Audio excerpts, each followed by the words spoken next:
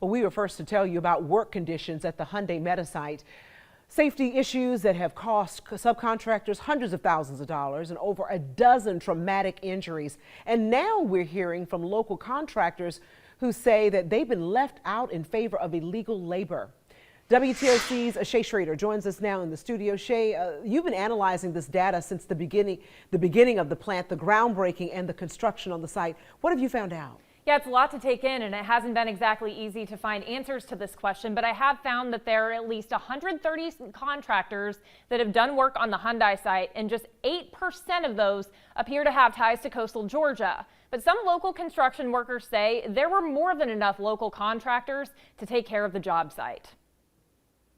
To get cars to the market. I mean, I think that's one thing that Hyundai understands very quickly. It was one reason they chose Georgia, is because we could deliver the workforce and we could get speed to the market for them. That's what Georgia Governor Brian Kemp said at the Hyundai megasite's groundbreaking ceremony in October of 2022. The announcement of the plant had Barry Ziegler, the business manager of the local 188 Plumbers and Pipe Fitters Union, and other local construction workers intrigued. I was super excited, super excited. You know, a lot of job opportunity there, not only being constructed, but after construction as well, with the jobs that were being brought to the area. So when they came, you kind of, assumed that you might be able to get a little bit of work. Oh, yes, ma'am, for sure.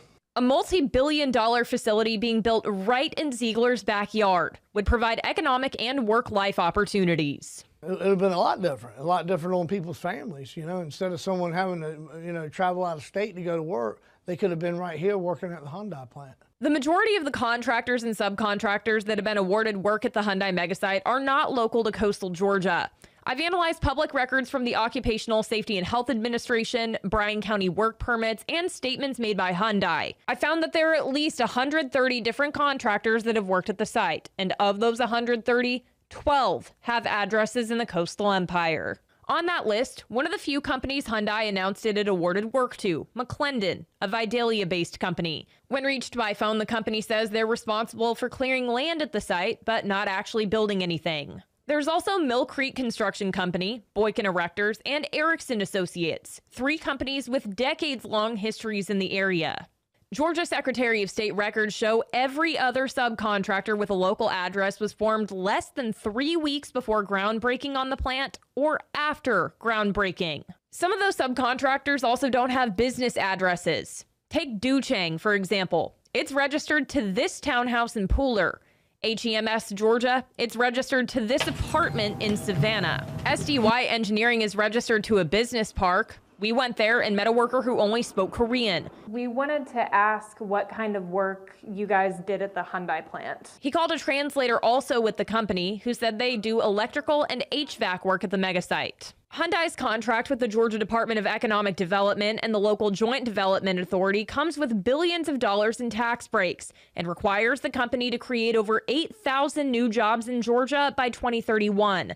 The contract does not require them to source labor locally. Is that anything that was ever considered? No, usually when we do these contracts or development agreements, it's for basically the hiring of the full-time jobs and the investment. I haven't seen a contract where it demands local labor for construction.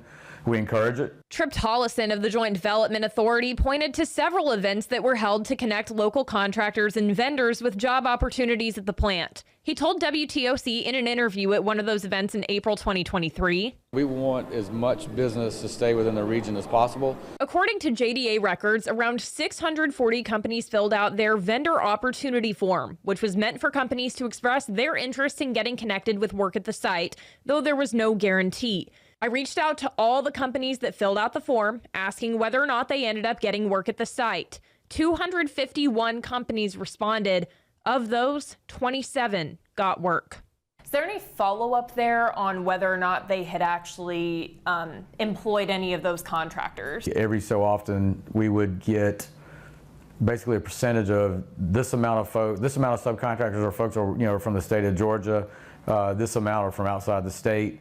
And we would routinely, follow that through the construction process, but that's about it. Ziegler says that he was invited to a similar event when the plant was in its early phases. And to find out, the work had already been awarded.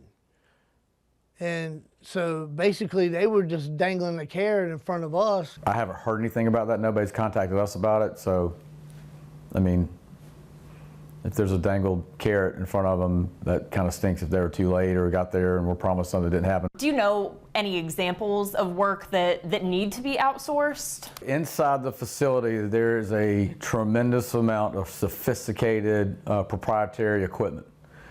Installing that equipment, I would imagine, is a very specialized operation. Ziegler says he believes some of the work, however, could have been completed by local contractors. We haven't been able to get our local contractors out there and get any work because we don't not work the undocumented workers. We work, American workers. The structure on the job site is the general contractor, Hyundai Engineering America, then hires subcontractors who are free to hire their own subcontractors and so on. Ziegler says he and other contractors are concerned they were overlooked in favor of cheaper, illegal labor. An ongoing lawsuit against two of Hyundai's subcontractors alleges that several migrant workers were denied pay they were owed and misclassified as independent contractors, meaning taxes weren't taken out of their checks. A settlement has been reached, but a judge hasn't signed off on it yet. I'm sure they figured that, they can bring these contractors in who will work the undocumented workers, for example, and pay them low wages compared to what we get paid. And, there you go. I don't know how they can even get away with it.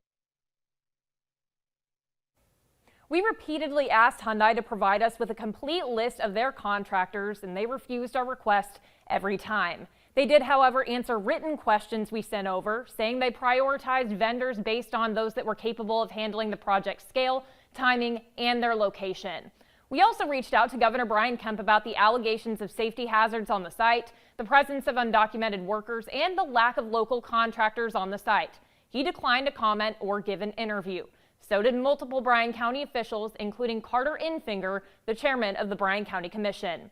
To see Hyundai's full statement to WTOC as well as digital exclusive content on this story, head on over to WTOC.com. Shay Schrader, WTOC Investigates.